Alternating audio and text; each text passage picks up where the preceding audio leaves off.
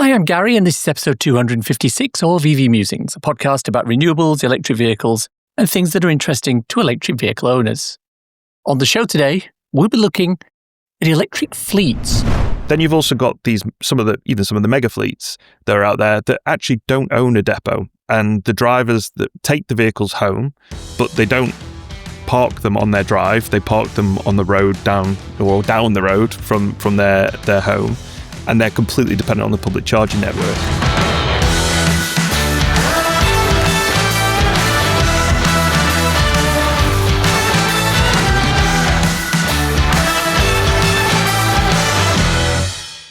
This season of the podcast is sponsored by ZapMap, the go-to app for EV drivers, helping you find and pay for public charging with confidence wherever you go. Our main topic of discussion today is fleets. We've spoken before on the podcast about electric vans and how we need to get more of them on the road.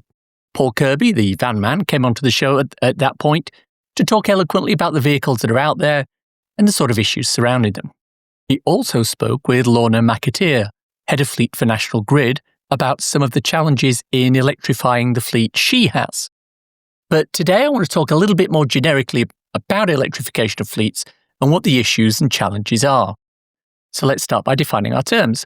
A fleet is a set of vehicles nominally owned or operated by a single company that are defined as work vehicles and can be driven by multiple drivers. When we think about fleets, we generally look at companies such as Amazon and DPD, British Gas or Centrica as it is now, BT Openreach, and other companies that have recognisable vans plying their trade across the streets of Britain. But there are other fleets. Consider the local council. They have a fleet of vehicles that perform council work. Some of them are plainly noticeable. We all recognise the bin men, or the garbage or refuse truck to my foreign listeners. But we often ignore things like the folks who work for the health inspectors or the ones who travel around doing surveys. A lot of these vehicles are council-owned, council-operated, and for the most part, they're currently petrol or diesel. We also have the bigger fleets. And by bigger, I don't mean in terms of numbers of vehicles. I mean in terms of the size of vehicles. Freight haulage companies such as Wincanton or Eddie Stobart all run lots and lots of large vehicles across the UK.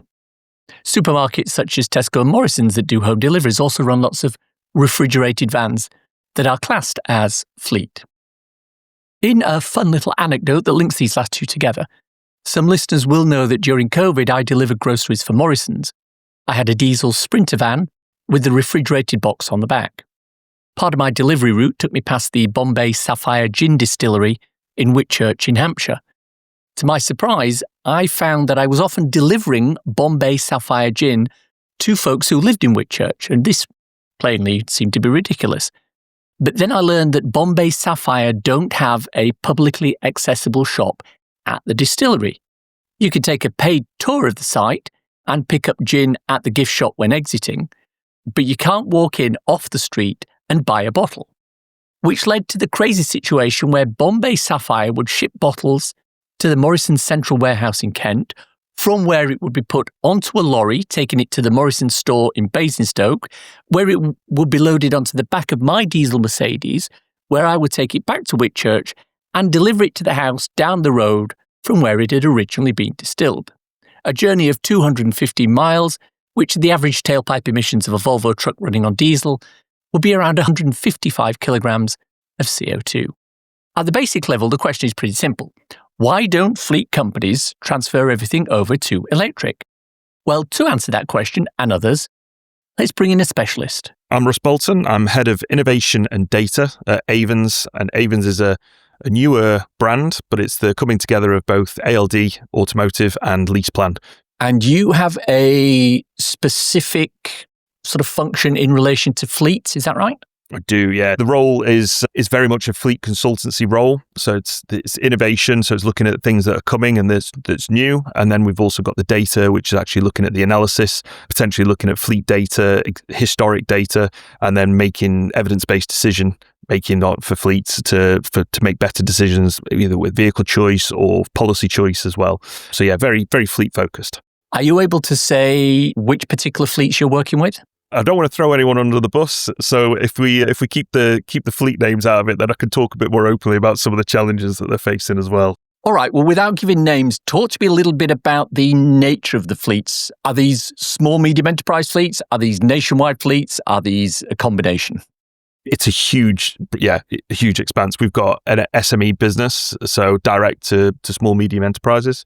Then we've also got the medium size fleets, and then we've got some of the biggest fleets in the UK that are working with us. In fact, a number of the big mega fleets that people will be very, very familiar with, from, again, parcel delivery to utilities and all sorts, everything in between. We do the cars and we do the vans, and then we also do salary sacrifice as well, which is a massive part of EV, especially with the EV uptake on there as well. Now, I know from discussions and research that the vehicle aspect of the fleet is not necessarily the one that causes the most concern for people who are trying to electrify their fleet, because at the end of the day, there are electrified versions of quite a lot of the vehicles out there, although it's not quite on a one-for-one basis. My understanding is that it's the charging aspect that is the nail in the shoe for a lot of the fleets. So it breaks down basically into depot-based versus home-based from a charging point of view. Do you want to talk to me a little bit about the differences between those two and how it applies to some of the fleets you're working with, please? Yeah, without doubt. And I think you probably need to break it down a little bit further into the vehicles for cars and for vans as well. And from a fleet point of view, company cars have a lot longer dwell time. So a lot of office-based charging or depot charging is quite popular there. I know that I'm one of those that will drive into the office and be quite happy to charge all day. But it's a little bit more challenging when it comes to operational vehicles like commercial vans, that you've got the home charging, but the demographic is usually a lot lower that can actually have home charging. Sometimes we have fleets that are a little bit reluctant to put the cost of a home charger onto somebody else's wall because they're worried about staff retention. But we do have a number of calculations that can actually calculate what the return on investment will be for a home charger versus using the public charging network. And it usually, especially with vans, quite energy inefficient. They use quite high consumption. You can get quite quick returns, sometimes within like 2 or 3 months on that home charger there as well. So we've got all the calculations to do that and support. So, but it is 100% a challenge. One of the other sides of it is reimbursement. So even if you can get full home charging, how do you actually do the reimbursement? Do AER rates match what the actual cost is for the driver? Do we use fuel cards? And again, we do loads of different analysis, and it's unique to each customer, don't get me wrong, and each fleet, and we have to treat each fleet individually. But yeah, we have to look at so many different alternatives, and especially utilizing the public charging network as well. How do you reimburse for that and deal with the massive delta that can be from OVO Anytime or Octopus or whatever it might be? It's like, say, 7 pence per kilowatt hour versus 80, 90 pence on the public charging network. It's a factor, because we really need to make sure that we could drive the right behaviors of the drivers to make sure that they are ideally charging at home, and there's an advantage for them to charge at home as well. So yeah, there's a lot in it. The charging side of fleet is definitely complex. If we focus on the LCV, the van side rather than the cars, what percentage of the fleets that you're working with can perform depot-based charging? I'll give you two examples.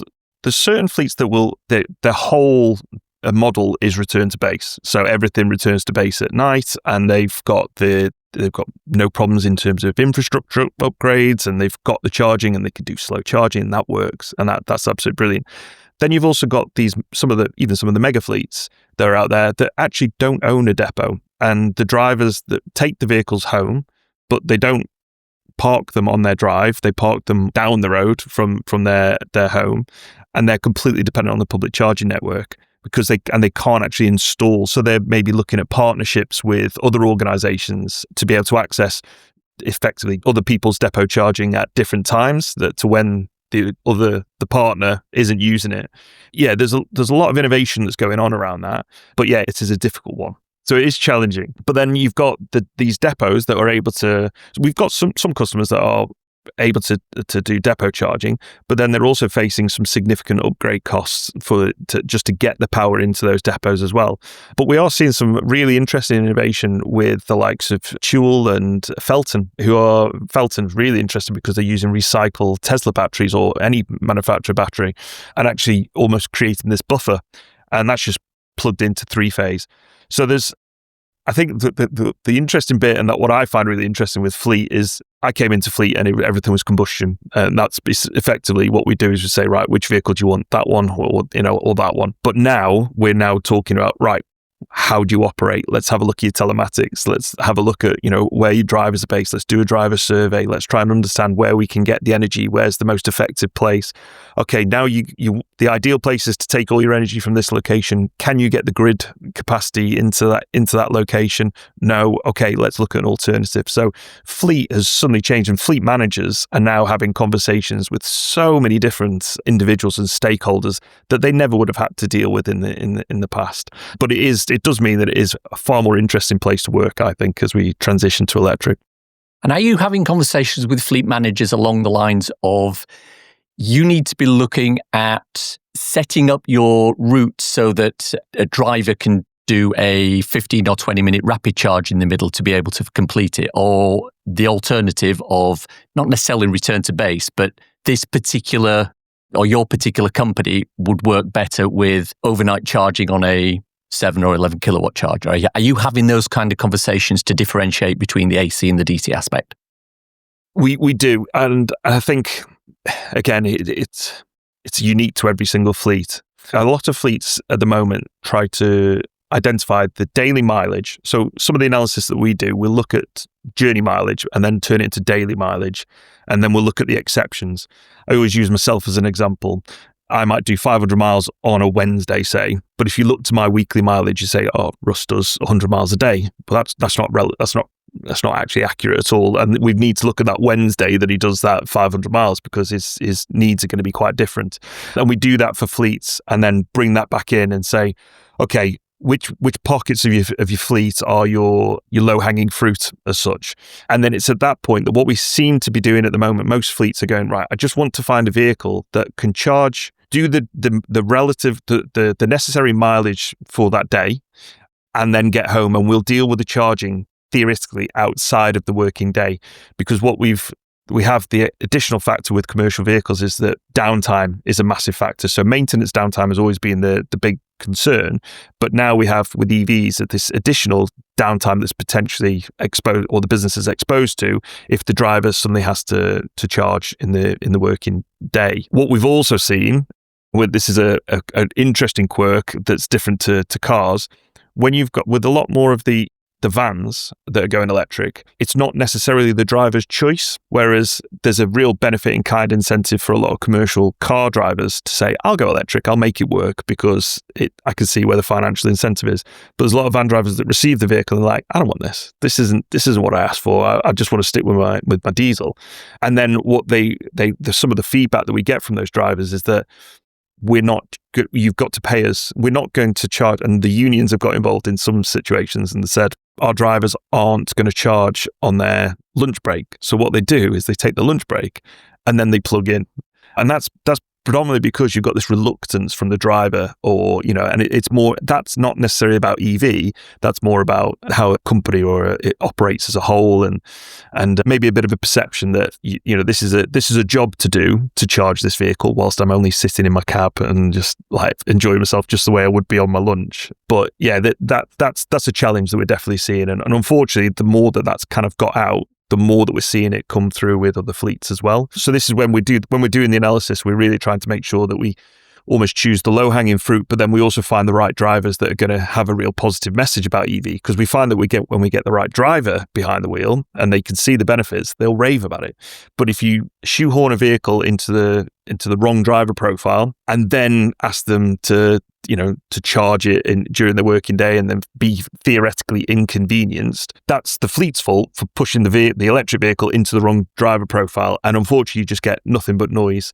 And then we end up having to have a bit more of an uphill battle to try and get the rest of the fleet. Whereas you go the opposite way, you find the right driver, you find the right driver profile, you tend to find that it's nothing but positivity really about transitioning to electric. And of course, that speaks very, very closely to the big topic that I always like to talk about on the podcast, which is education. Because if you've got somebody who's positive towards electric vehicles, it's a lot easier to get them on board in terms of education. But that same education also has to go to the other drivers. And again, it's a whole level of education to get the drivers up to speed with how to best make an electric van work for them. Are you, as an organization, having those conversations with the drivers, or is that being not necessarily ignored, but devolved to a third party? It's a mix. Well, it's a mix, but it's not ignoring. I think that's probably the biggest thing. So sometimes we put content together to be able to educate drivers as well. There are certain fleets that will have a third party already because again, this is kind of a bit of an LCV specific piece, but because luckily it's quite a structured, or it should be, some of the bigger fleets are quite structured in how they run their fleets. There's a driver education bit. Risk is a massive issue as well for a lot of these big fleets because you've got drivers out there just, in the vehicles a lot. What we've probably got the biggest challenge is when we've got fleets that aren't necessarily working with a third party that does driver education, then we need to try and either introduce them or deliver content for them to be able to make it work themselves. We've seen some massive success when we've done trials where we've just set up WhatsApp groups. So say we've done a trial for 20 vehicles this was a fleet that took a load of 20 ID Buzz, and we just set up a WhatsApp group. And the noise there was a lot of chat back and forth, like, oh, how do I do this? How do I do that? How do I do that? Because we all met in one location, had a bit of a conversation. They all drove off and they had to charge on the way back, and that was okay.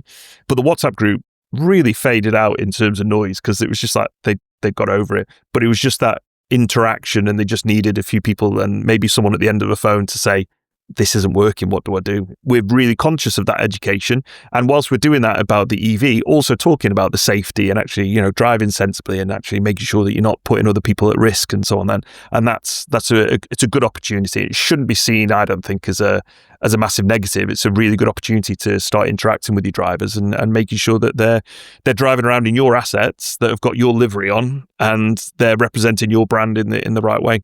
I want to come back to something you touched on a few months ago, which is paying for charging. Now, in my mind, there are a couple of different ways of doing this, and how that gets implemented, there's different ways on that. And one is you provide the driver with a card, like an All-Star card or a Power card or whatever, and then that all gets dealt with separately. Or they pay out of their own money and then using their own cards and then gets reimbursed. How do those kind of conversations go when you're speaking with a company that wants to go electric with their fleet? Fuel cards are quite commonplace in commercial vehicles anyway already. So that's kind of a lot of people see that as a bit of a no-brainer. The other side of it is that they, depending on the driver profile, if they're dependent on the public charging network, then the instant assumption is that we're going to give them a fuel card, and because we know it's more expensive and we're just going to have to swallow it, and we'll go down that route. We have had some people that have tried to, for commercial vehicles, try and play around with AER rates and mileage reimbursement, but usually what we tend to see there is that you're either massively overpaying or you're underpaying. Nobody wins. And I think when you actually look at the analysis, it just makes sense. It's a commercial vehicle, it's a company fleet. Pick up the fuel cost, whether it's at home, if you can, or on the public charging network. And actually what you're only ever doing is you're only ever paying for the unit rate at that point in time. And you're never overpaying for a unit rate as well, or underpaying. So it's a fairer way. That's the cost of the fuel. The business picks that cost up. The biggest concern is usually, how do we do that repayment at home? And what we've seen a lot more with commercial vehicles is people talking about how do we make it so that it's attractive for the driver to make sure that they can charge at home as well. So that they're not just going, well, I'm here, I'm having my lunch here, and there's a charger there, I'll just go and plug in at 80 pence per unit, rather than taking my vehicle back and paying 7, But it's just like, because if they're not paying for it, they don't feel that pain, and it's more convenient for them theoretically. So it's about how do we incentivize it so that we can get that driver to take it home. They don't really need to charge on the network and just get it charged at home as well. It is, because that also brings up the other question of the price per kilowatt hour, because you mentioned 80 pence, which there are a number of point operators at the moment that charge 80 pence and higher for a kilowatt hour of energy. But there are also a number out there that charge less than that, and in some cases, considerably less than that. So is there an incentive to the driver to find a cheaper one to keep costs down for the whole organization? Or is it just a case of, no, I'm going to do the one that's most convenient because I've got a card that'll pay for it?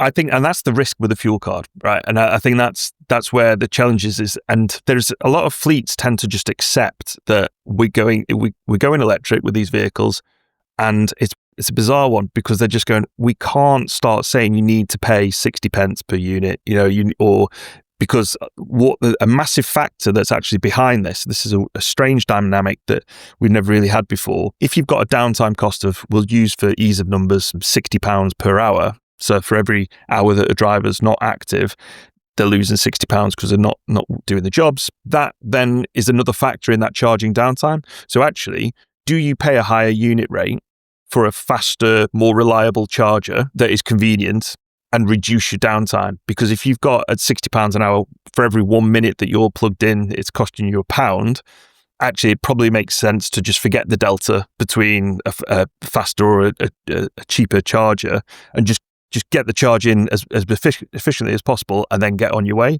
But yeah, in commercial vehicles, the risk is more about the efficiency and the downtime. And yes, there is potentially a 20 pence delta between the two prices, but let's just get the energy in and get you on your way.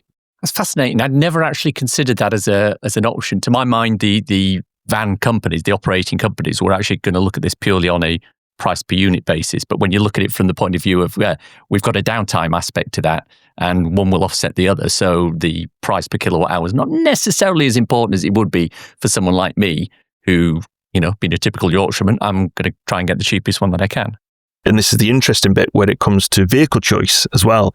So for vans, because we're looking at downtime, we're actually looking at the charging speed, the speed of charge between, say, 10 and 80% as well. Because the shorter that period of time is, the more cost effective that vehicle is. So two vehicles might be exactly the same in terms of upfront cost or rentals or whatever, similar are residual values. But if one vehicle charges at, say, 100 kilowatts, and then another vehicle is able to take 240, then suddenly one vehicle is going to be far more operationally effective than another as well. So that is a massive factor for commercial vehicles. And bizarrely, some of the new OEMs are really starting to understand that and come to market with fast charging. But for a long time, one of the reasons we've not necessarily seen the adoption of large-scale ELCVs is around the charging speed. I did some analysis over 60,000 miles, two vehicles, and there was a £10,500 difference between the two vehicles in downtime. That was only over 60,000 miles as well. So it's a big difference. So yeah, that suddenly a vehicle that might cost £5,000 more, it doesn't really matter if you're saving £10,500 over its life, or over only 60,000 miles. Can we talk about the role the government is playing in helping the rollout of electrified fleets? Yes, I think it's great to see that we've still got the grant in place, and that is a massive assist. I think what we probably need, and I think this is when we look at a lot of the commentary in the market at the moment, is that we probably do need a little bit more certainty. I think from the 4.25 ton, there's maybe a little bit more certainty that some fleets have had there, but that effectively what that is, that most standard licenses you can drive, if you've passed after 1997, then you can drive up to 3.5 tons. But because of the payload disadvantage potentially behind some of the bigger batteries, so you need a bigger battery to be able to do the longer distances, that does have an impact on a van's payload. So the idea is, well, actually, let's just give a dispensation for electric vans and go 4.25 tons. And that is there. But one of the challenges I think that we've got at the moment is I don't want to go into all the details of it and bore everyone, but they've made some announcements and that's been really positive. But then there's still a few little bits that are a bit unclear, which is still preventing fleet managers to say, I'm going to go for that. I'm going to commit to it, and I'm going to run. I'm going to take 100 4.25 ton large vans, and that's going to work for me. Because if there's a potential chance that in the next 3, 4, 5 years that might change and that might run out, the fleet manager is going to have a real headache, and that is enough to stop people from committing. And the clarity is going to be able to help people to make decisions. So, just clarify what we discussed there. The thing to remember with fleets is that every single vehicle in a fleet is a working vehicle. It's not a family car that can sit for most of its time in a driveway or a car park waiting to be used to take someone to school, dance lessons, or the shops. It's a vehicle that needs to be available and driving as much of the time as possible. Take an Amazon delivery van, for example. They run to strict timetables. They leave at certain times and they have to deliver their packages and be back at the depot by certain times. Anything that potentially inhibits that from happening is considered bad. This includes having to stop and charge during the day, which means that either you need a vehicle that can cover the whole of a delivery run without charging, or you need to build charging stops into drivers' rest periods. And this is particularly important when we look at some of the larger freight delivery drivers we mentioned earlier, such as those working for Eddie Stobart. They can't afford a driver who is on a strict timetable, both in terms of working hours and driving hours, to have to stop somewhere and spend a lot of time charging. Which is why the two most important aspects of electrifying the fleet are, one, ensuring you get the right van or truck for your needs, and two, ensuring you have an appropriate charging solution. Fleets, as Russ told us, split fairly easily into two distinct types, depot-based and home-based. A depot-based fleet is one such as the post office, where the vans are all returned to a single location each night and picked up the following morning. Home-based are ones where the fleet vehicles are taken home every night by drivers and go directly to their first job from the driver's home base. And the key difference between these two types of fleets is overnight charging. If I'm the Royal Mail and I'm bringing all my vans back to a depot overnight, it's fairly easy then to hook the vans up to a 7 or 11 kilowatt charger and leave them to recharge overnight. When the driver arrives in the morning, his van's fully charged and ready to go. Royal Mail currently runs 6,000 electric vans in its fleet. But with home-based fleets such as BT Openreach, these vans have to be recharged overnight by the driver. If the driver lives somewhere with off-street parking, that's a potential solution. It does bring up questions of who pays for the install of a charger and how is the home electricity cost reimbursed to the driver, which is something else that Russ mentioned. But that means that a BT Openreach van that doesn't have a driveway in which to park and charge will end up needing some other solution to charge overnight. Now, we've talked on other episodes about some of the solutions that are out there. Charging gullies, lamppost charging, AC charging, apartment charging, etc. Co-charging, for example. But these are often an inconvenience to the driver. Imagine if his nearest solution was a rapid charger in a nearby pub. After work every night, he or she would have to spend extra time driving to the charger, plugging in, recharging, then driving home. Sure, it might only be 25-30 minutes every night, but over a 20-day month, that would be the equivalent of an extra day's work for which the driver isn't being paid. The other alternative is to allocate time during the day for charging, and that would work, but if your aim is for the vans to be productive throughout the whole day, having charging downtime is probably less than optimal. The other aspect of the fleet market is truck charging. We mentioned the Royal Mail. They have hundreds of vehicles in their fleet, but not all of them are small vans that do the last mile deliveries. They also have a large fleet of heavy goods vehicles that transport letters and packages from local post offices in places like Inverness and Aberdeen and send them to their destination addresses in places like Exeter and Plymouth. And they do all of this overnight usually. That's a journey of 600 miles, give or take. And there isn't a single electric truck on the road that will do that journey without needing to charge. But it's also an 11 or 12-hour journey, which under UK rules means a driver will need to both stop for a break and stop to sleep. Either of these enforced gaps are opportunities to charge an electric truck, which then all comes back to the infrastructure and whether it's ready for large vehicles like that.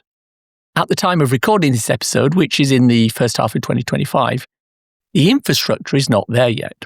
There are very few sites across the UK that will easily accommodate an 18-wheel vehicle with a trailer attached and allow it to charge.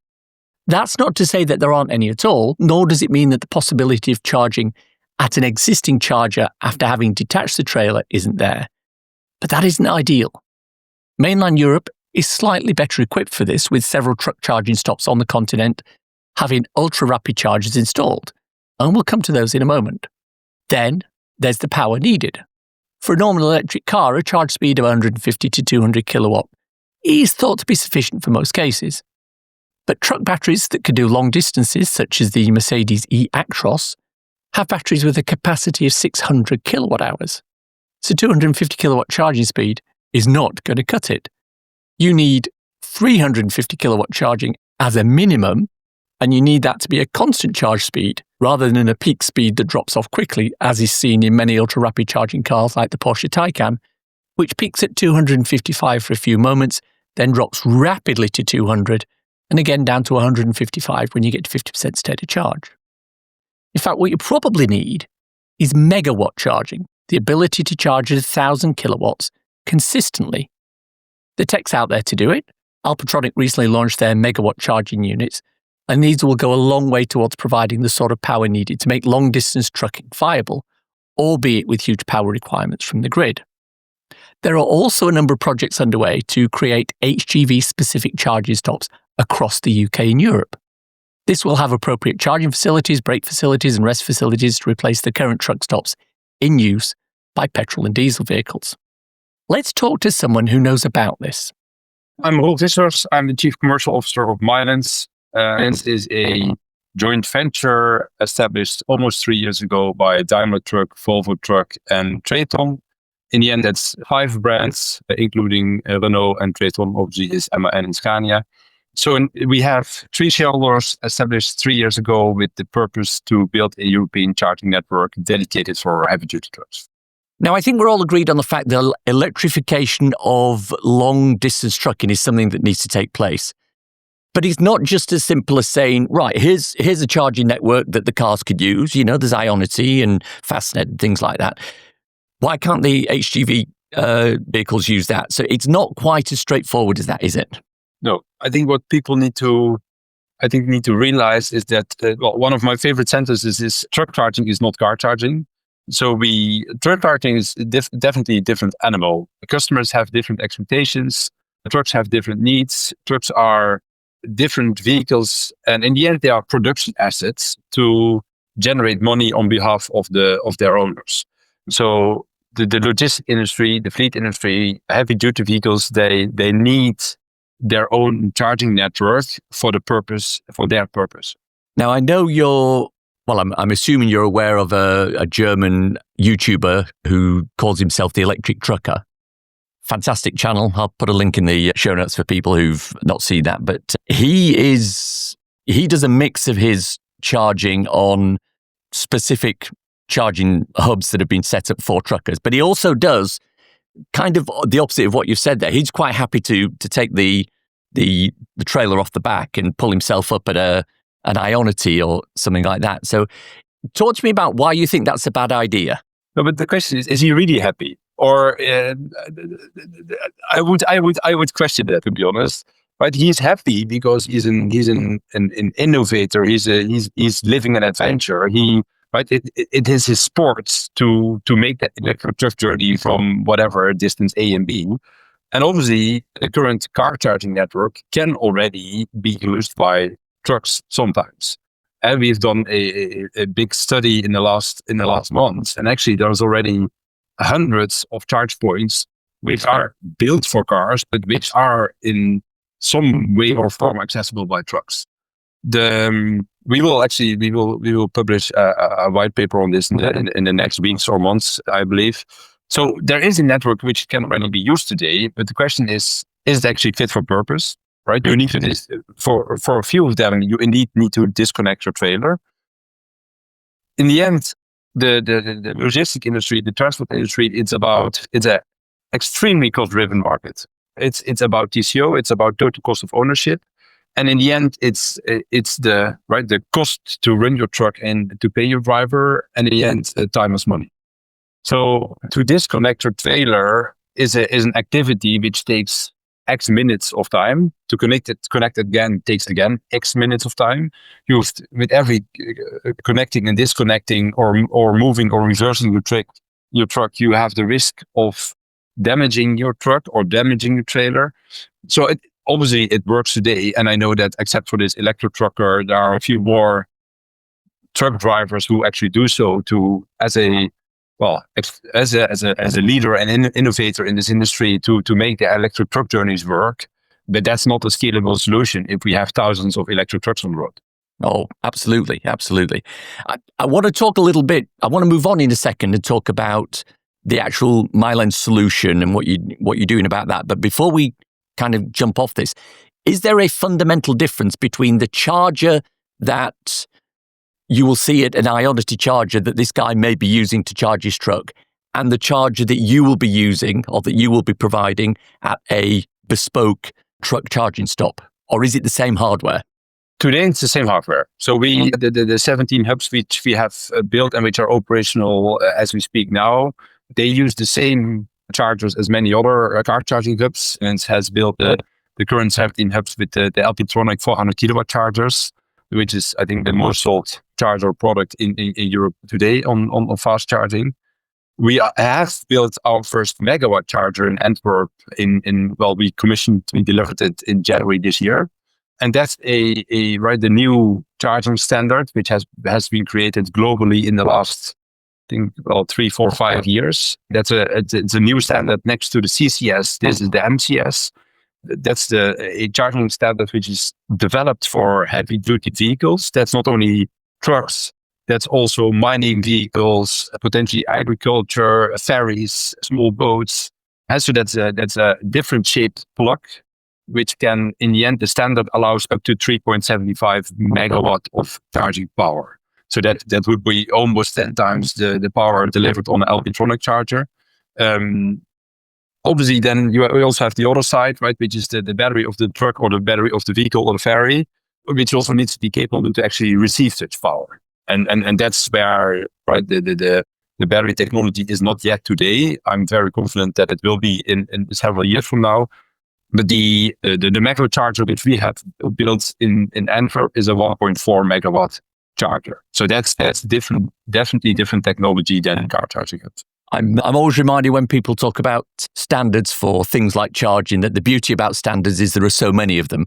And obviously everybody, fundamentally, if you speak to people who are sort of peripherally involved in electric vehicles or new to the market, they always think, well, I need faster charging. It's got to be faster charging.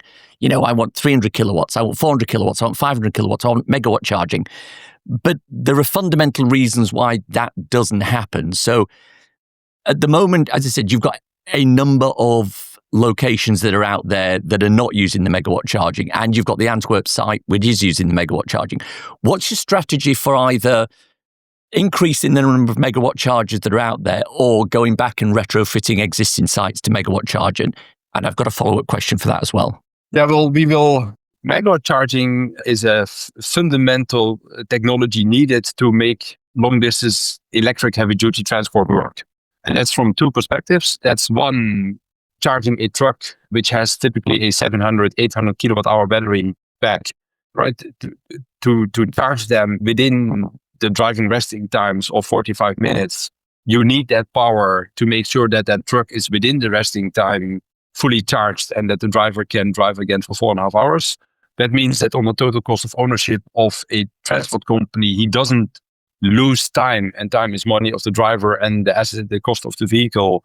He can generate a competitive TCO versus diesel. So a megawatt charging is elementary to make that work. But also from a CPO side of view, I often make the joke that the bad thing about trucks is they are so damn big and they have such damn large turning circles. So a charging hub for trucks is quite a sizable plot. And land, well, to be honest, especially UK, land is very expensive. So when you have a megawatt charger on the same bay, on the same 100 square meters, on the same footprint of a truck, you simply sell 3 times the amount of energy on the same plot. So also in the end, the cost price of a charging hub and the cost price of every kilowatt hour sold to a truck is lower with MCS than with CCS. So in the end, and that's a very common misconception in the industry, right? And that's driven by the car charging, which was done 5-10 years ago, that for higher power chargers, you had to pay more. It's actually the opposite. Actually, for higher powers, you should pay less. Because in the end, the cost price per kilowatt hour delivered is also less. And that's because of the economies of scale of the technology. Right, I've got a couple of follow-up questions on that. I want to cover the whole area of the pricing model and how you work with that. But just before we move on to that, if megawatt charging is, the solution, and I've no reason to believe that it isn't, why have you waited until now to put that in place? Why have you got however many hubs you've already talked about that are still using CCS? Why not go straight to megawatt charging? 2 reasons. Officially, the MCS standard has still not fully finalized. So it's still, right, the standard consists of, I don't know how many working groups and how many sub-parts of that standard. Many have already been, right, finalized in the last years, but still a few are still in progress. So very formally, the full standard has not been finalized yet. That's one. Secondly, today, there are no trucks yet who have an MCS in that plug. So our Antwerp site, and we've also we have already now built the first MCS charger at our new hub in Zwolle in the Netherlands as well. We will build a MCS charger in Landvetter in Sweden as well. But those MCS chargers will, at least for the next months, predominantly be used for testing purposes and actually because of R&D trucks. Because today you cannot buy a heavy duty truck which has MCS charging capabilities yet. I've kind of got two ways I want to go on this. Before we move on to the detail about the sites and what you're doing and how you're rolling it out, where you're putting them and that, talk to me a little bit about the specific charging challenges related to heavy goods vehicles. You've already talked about the fact that they're big, they don't have a small turning circle. You need a lot of space. What are the other kind of issues that you encounter within the charging sphere of heavy goods vehicles? Well, I think the challenges are predominantly related to the customer expectations. So the customers are transport companies, fleet companies who need to run their fleet as efficient as possible, which means that they don't like queuing, they don't like waiting for a charger. They want a charger to be available when they need a charger. That's one. And then secondly, when they are charging, they don't like load balancing, right? Reducing power because of grid constraints, which is very common at high power car charging hubs. So the challenge is that, we need to avoid queuing.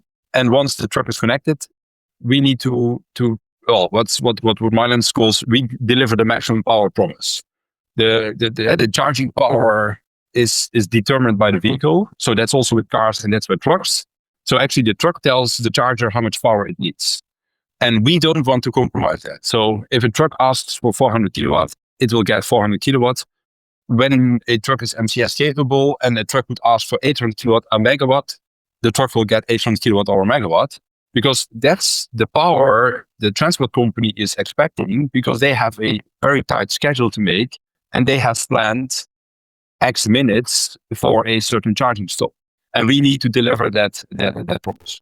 When I look at this from a car charging point of view, I've heard it said that if you build the network out so that nobody ever has to queue at a charger, you've probably got too many chargers in and you've spent too much money putting the hardware in, because it's virtually impossible to guarantee that. But am I hearing you saying that you want to create an HGV charging network where nobody ever has to queue to get a charge? Well, I think that's obviously our vision, and I think there's some, again, also here there's some very strong differences between car charging and truck charging. Our solution to hopefully solve the majority of this is that we are creating our own booking platform, which is expected to launch in Q3 this year. So our view on the future of truck charging is that the vast majority of all charging sessions will be booked. So if you have so if you know that you have a calendar of your charging hub, then for everyone who made a booking, if nobody is late and if nobody stays too long, or takes too much time on their booking, then theoretically you would not have queuing. Depending on, in the end, how many trucks would actually arrive ad hoc without a booking and how many trucks are arriving with a booking. So, but then obviously the very often statements in industries are actually that booking will lower the utilization of your charging hub, because you will have trucks not showing up. You will have trucks who are delayed because of traffic jams or other reasons. But this will become a very dynamic ecosystem. So we will, and that's definitely not this year, right? But we will have real-time data feeds with the trucks. We will know whether they are 5 minutes late or 10 minutes early. And our booking platform is prepared to then optimize the kind of the bookings of all the charging bays at our hubs. What is also very important to understand is that car charging has actually, fast charging hubs for cars have actually two peak times, which is the morning peak and the evening peak. Transport is a 24, 5 or 6 industry, right? Very often in many countries on Sundays, it's not allowed to drive trucks, but it's really a 24-hour industry. So at the charging hubs, which we already have in Europe, trucks are fast charging literally every hour of the day, but also at 2 in the night, at 3 in the night, at 4 in the night, at 5 in the night, at 6 in the morning. So you actually, right, the charging demand from the industry is not compressed in only 2 peak times, but it's actually a much more spread out demand for our charging hubs. And because it's much more spread out, it's also much more likely that a booking system will actually work. I like that. I like the sound of a booking system. What sort of specific laws or regulations are in place which are maybe causing problems for HGV drivers from an electric point of view that don't necessarily cause the problems for diesel HGV drivers? Well, the by far the most important legislation regarding truck drivers and the HGV sector is the driving time regulation. So the fact that you are mandatory to take a 45-minute break after 4.5 hours of driving, which you then can, right? You can split that into a 15-minute break and a 30-minute break, right? There's some regulation there, right? Today, it's still the fact that fueling a diesel trucks take you whatever 5 or 10 minutes. Today, with CCS charging, you will not manage to fully charge your truck within the 45-minute break. So I think that's the main impact. With MCS charging, again, we will be able to fully charge trucks within the 45 minutes breaks. But obviously, that's kind of the pure regulatory point of view. From a truck driver experience, a truck you can park everywhere because you only fuel once to do 2,000 kilometers of driving. For the electric truck, you will be tied to stopping at locations where you can actually charge your truck because the range of your truck will be 500 kilometers. I want to move on, talk specifically about the rollout that you've done with the hubs across Europe. Talk to me about how you've decided where these particular hubs are going to be, please. That's what we started probably 2.5, 3 years ago, and we are quite a data-driven company. So we have started with a very, very big analysis on the industry, on the roads. So what we did is, in the end, obviously, we defined our network strategy. Our network strategy is to connect all the major industrial and logistic hubs of Europe. So if you and that means big logistic areas, but that also means port areas, intermodal areas, because in the end, goods go from. If you look at the transport sector, they bring goods normally the long distance. They bring goods from one logistic hub to another logistic hub. And that's the kind of the spider web with infrastructure. So then we defined, based on the data analytics on the density, the traffic density of roads, and all other public data which out there, stop data of the current diesel trucks. So where do they stop today? We defined a kind of theoretically optimal charging map of Europe. And that in the end generated a few hundred optimal charging hub locations in Europe, where we believe that the industry would need a charging hub to make their logistics. There has also been, many universities have also done quite extensive work on this. I think quite recently, 3, 4, 5 months ago, there has been a study released which made a statement that if there would be 1,000 charging hub locations in Europe, 98% of all transport use cases and routes could be electrified. Right. So in the end, and then obviously the second discussion is then capacity. So how many chargers do you then need on one location? And can you actually have so many chargers on one location also with respect to grid capacity? That's then a second optimization. But from a location perspective, and how would a future dedicated charging network for heavy duty vehicles in Europe, and that's for me, obviously including UK, but how that would look like is that you need 1,000 locations to support the industry. knowing the UK as I do, I would imagine you'd be looking at somewhere, because the Immingham is on the east end of the M62 motorway, so you'd probably be looking at a similar one on the west end, which is Liverpool, which is also a big dock. You'd probably be looking at somewhere down near Tilbury, which is also another dock, and maybe somewhere down, I don't know, Dover, Folkestone, where the Channel Tunnel crosses. Are you actively pursuing locations there? Have you identified sites, or is it a case of, well, we know where we want these to be, now we're trying to find out where we can actually put them? No, but we also have, that's for whole of Europe, but it's also for UK. We have a full portfolio of opportunities and locations where we are either, right, which are somewhere in the pipeline, either very close to contract signature or right in the process of the investigation of contracting. We have already contracted a second location in UK, which will start construction, I think, in the next 2 months. At least that's the plan. And indeed, that's very close to one of the locations you just mentioned. So you're pretty spot on with that analysis. But we have indeed, right? I think the locations you mentioned, we have identified, I think, a few handful of locations in UK where we either are very close to the contract signature or where we are looking for the right plots to build a charging hub. I want to talk about sort of the elephant in the room when it comes to public charging, which is pricing. Now, when I go to charging hubs, I always ask people the same two questions. And the first one is public rapid charging too expensive? And almost without exception, they all go, yes.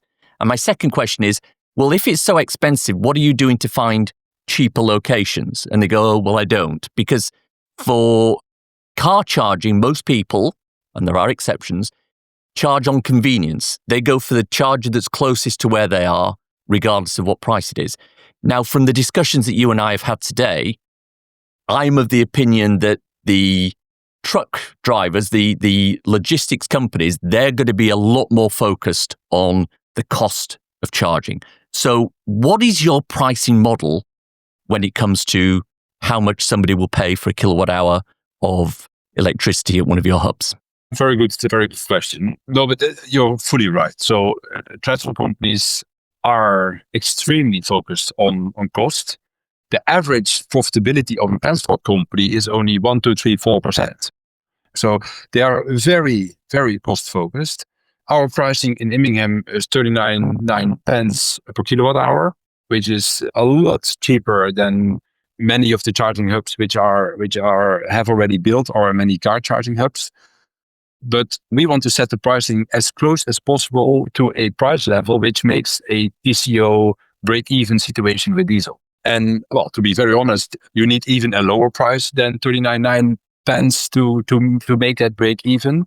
So we are definitely not there yet. That's the reason why we've come with this pricing.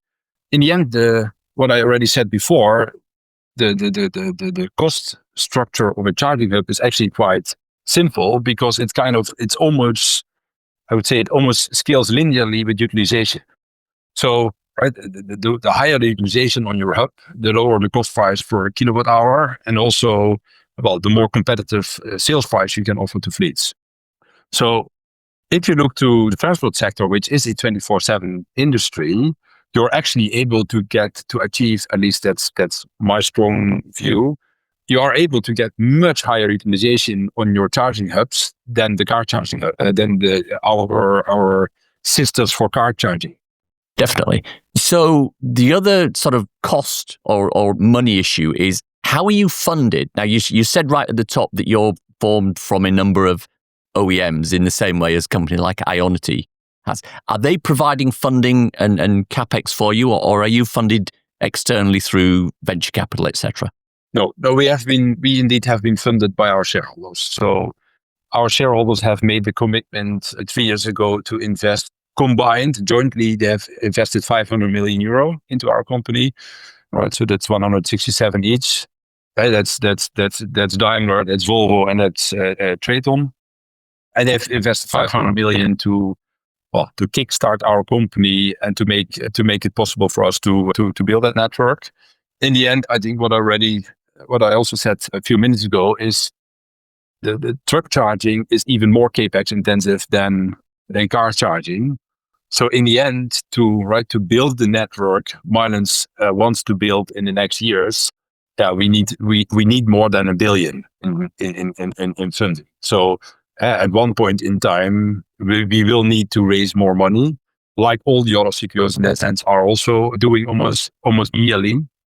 So we will go into that definitely. We have also been very successful in Europe, which was announced in January, that we have secured 111 million euro funding subsidy from the European app program, which is the program to support the capex and the build out of charging infrastructure next to the main highways in Europe as well. So as you can see, the whole area of fleets is somewhat fraught with potential problems when it comes to electrification, but not always. If you have depot charging and you size the vans appropriately for the work they're supposed to be doing, it becomes a lot easier to electrify your fleet. With depot charging too, the cost to charge an EV is substantially below the price of public charging, especially if you're doing overnight AC charging, not rapid or ultra-rapid DC charging. This makes the accountants happy. There's also the added benefit that the maintenance and issues associated with electric vans are lower than with combustion engine vans. But with HGVs, it's a different set of problems again. Depot charging is all well and good, and for some companies with a return to base operation, that's fine. But for the longer HGV runs such as Tilbury to Liverpool or similar, there's a need to provide bespoke electrification for trucks. Luckily, there are answers to these already. We just need to get them implemented. So where do you lie on the whole fleet electrification process? Let me know. info@evmusings.com. It's time for a cool EV or renewable thing to share with your listeners. Following on from our topic of today in electrified fleet and the discussion with Roel Visser, I want to talk about the electric trucker a little more. He's a German guy called Tobias who works for a large German freight organization, and they have hundreds of trucks, but their main depot has both renewable energy and on-site charging, and they have numerous electric 18-wheel trucks in use. The YouTuber Electric Trucker posts weekly videos about his life doing long distances, and I mean seriously long distances, all over Germany, Austria, Holland, Scandinavia, and the Iberian Peninsula in the various electric trucks that the company owns. He's great at showing the day-to-day life of how he charges, where he charges, and how he fits charges into his working hours and driving hours. The link in the show notes is to the English version of his channel, which is well worth a subscribe if you want to know more about it. Want a better understanding of the latest developments in the EV industry? The ZapMap business newsletter offers a periodic view of the latest stats, insights, legislative framework, and key updates from within ZapMap and across the industry as a whole. The next issue hits inboxes later this month. Sign up to ensure you don't miss out. Link in the show notes or visit the business pages of zapmap.com. I hope you enjoyed listening to today's show. If you have any thoughts, comments, criticisms, or other general musings to pass on to me, I can be reached at info@evmusings.com. On the socials, I'm on Blue Sky at evmusings.bsky.social.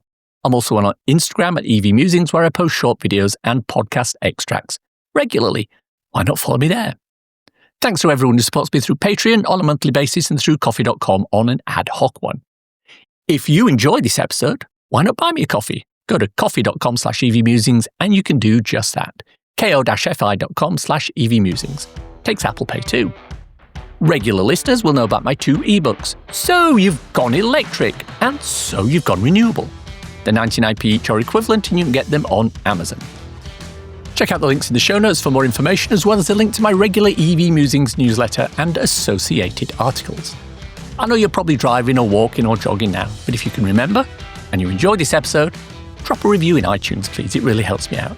Thank you. If you've reached this part of the podcast and are still listening, thank you. Why not let me know you've got to this part by messaging me at musingsev.bsky.social with the words Fleet of Foot. Hashtag if you know, nothing else. Thanks as always to my co-founder Simon. You know, he moved away from his electric unicycle recently for a little while and went back to an earlier device he used to use, the one wheel. It's like a teeterboard with a wheel in the middle, and he leans forward to move forward, backwards to move backwards. He seems to like that, and he told me he's just as happy on that as he is on his electric unicycle. No, but the question is he really happy? Or I would question that, to be honest. Thanks for listening. Bye.